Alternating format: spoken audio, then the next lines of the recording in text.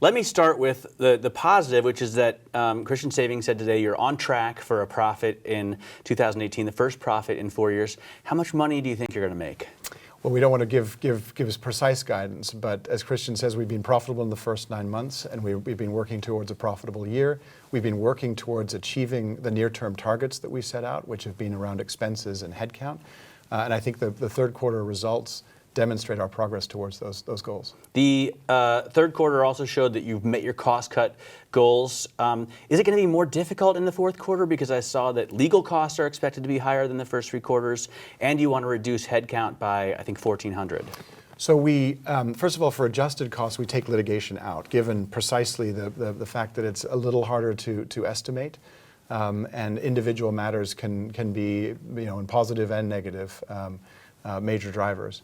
What we are working towards, and really, as he said, every day, every week, managing the run rate in the corporation to bring it down steadily over time. That's how we translate our annual objectives into near-term targets, and we're making great progress on that. We are very aware as well that we've had a track record of surprises in the fourth quarter, and so what we're working towards is to avoid such a surprise this year. What about paying your investment bankers? I know that you've set aside money for a bonus this year. You want to pay them competitively. Can you continue to do that if revenue falls as you've projected for the full year? So we want to pay our people for performance, and also with a mind to the market environment that we're in. And we think we've built accruals so far this year to give us some flexibility to do so, pay for performance. Ultimately, the compensation decisions will depend on the full year's performance, and so they're a few months away. And we're very focused then on driving performance in the balance of the year. There's a lot that's been going on in our compensation accruals, but one thing that we clearly did not want to repeat is a very large accrual like we took in the fourth quarter of last year.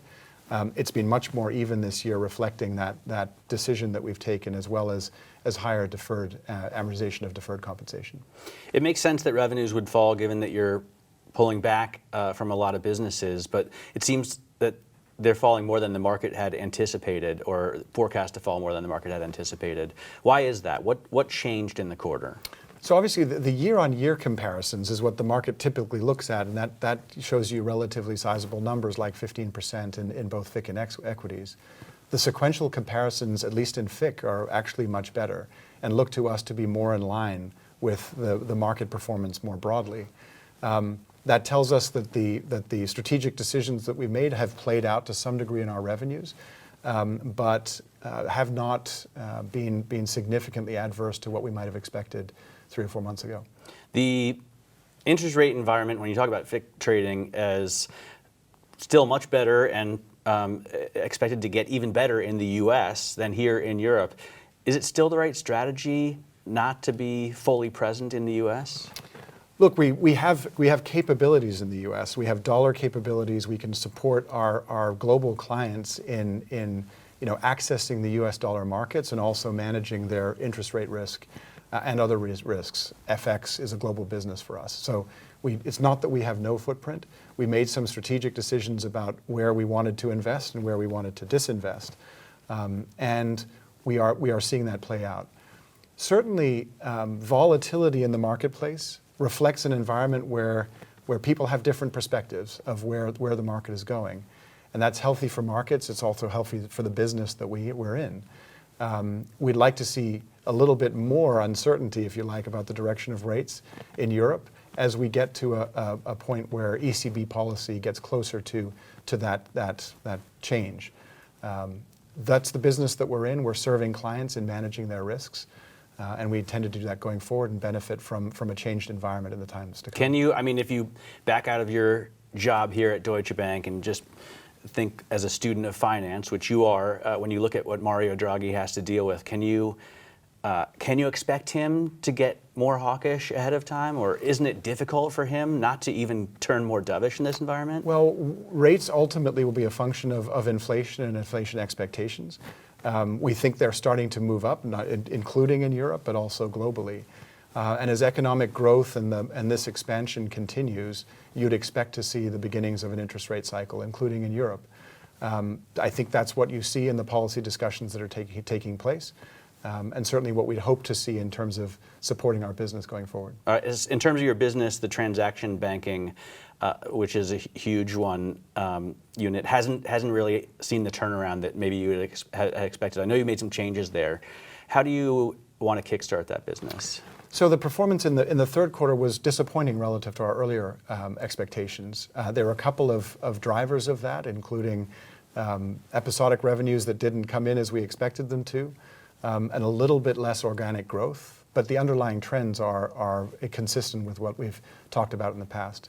It's a business that's core to the company, in which we'll continue to invest, and we look forward to that focus and investing under Stefan Hope's leadership going forward.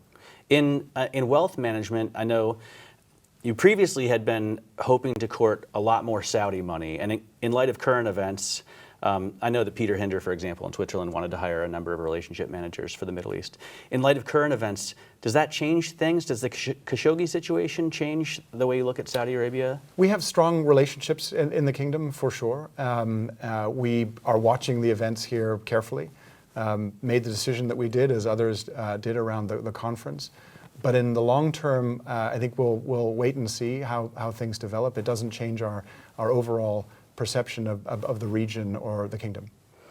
And then I wonder about the regulatory environment right now. It's been difficult, especially for some of your Nordic competitors lately, and I know BaFin wants to make sure that everything is on the up and up everywhere. Is there money laundering concerns? Are you more vigilant to make sure that you don't have those kinds of issues? We remain vigilant. You know, it's part of the business every day to ensure that the transactions and accounts on our bank are not misused. We have invested significantly in our infrastructure for KYC, for anti-money laundering. Our expectations and the expectations of our regulators have increased over the past several years. And with that increased expectation, we've continued to invest. We are working closely with our regulators on their expectations to make sure that we meet and exceed those expectations over time. Now, I probably would be remiss if I didn't ask a question about cooperation or mergers. I know cross-border mergers have been very difficult in the European Union, but also that the German government has indicated they'd prefer to see Deutsche Bank merge with another German bank. Does that take up any of your day-to-day time? Basically, no. We are focused on building our business, on executing on the plans that we've articulated to the marketplace. The German government wants to make sure that there is a German bank, a domestically based bank, that's able to support German economy, German industry globally over time. We believe we're that bank today, and we fully intend to remain positioned in that way. That's our strategic objective, and we'll continue working towards it. How hard is the German market, by the way, to operate in? I mean, it seems like it's such a segmented market with so many competitors. And I know you're focused still on maintaining your position as a global investment bank, but here at home, it's got to be difficult. So we've enacted plans to improve our relative position in the domestic market for retail and commercial banking. And that was in particular reflected in the decision to integrate Postbank into the Deutsche Bank larger operations. It is a difficult market in the sense that it's highly competitive, and some of our competitors, being outside of the private sector, don't have the same return expectations that we do. We will continue to invest in our capabilities, build the business that we have, work to drive efficiencies in the underlying franchise. And we believe we can drive to the type of profitability that our investors expect and deserve in that business over time, regardless of that market environment. It's been a fact, for many decades in the past, and I think will remain part of our market environment in the future. I want to finally ask, I was talking with an investor this morning, Alan Higgins from Coutts, who has exposure to your cocoa bonds, and they've done much better than the equity has. He says Deutsche Bank is run for the bondholders, not for the equity holders. How would you respond to that? I would agree that our credit spreads are wider than, in my own judgment, the fundamental credit of the company should drive. We have an extremely stable, solid balance sheet. Frankly, our long-term debt exists mostly to provide the TLAC or MREL required elements of our capital structure, more than as a funding instrument as things stand today, with all the liquidity we have. So my own view is that assessment is correct. The creditors are in a very strong position. As we execute on our plans, it should benefit both shareholders and credit investors. And that's certainly our intention as we look to the future. So when you look at the share price, I mean, there's a difficult negative reaction today, for example. Do you expect to be able to start moving the needle and raising it soon? We're focused on building operating leverage in our business. So stabilizing, growing revenues from here, continuing the trend that we've now demonstrated over several quarters of reducing expenses. That is the management focus and what we'll execute on in the coming quarter and the quarters beyond. All right, James, thanks so much for your time.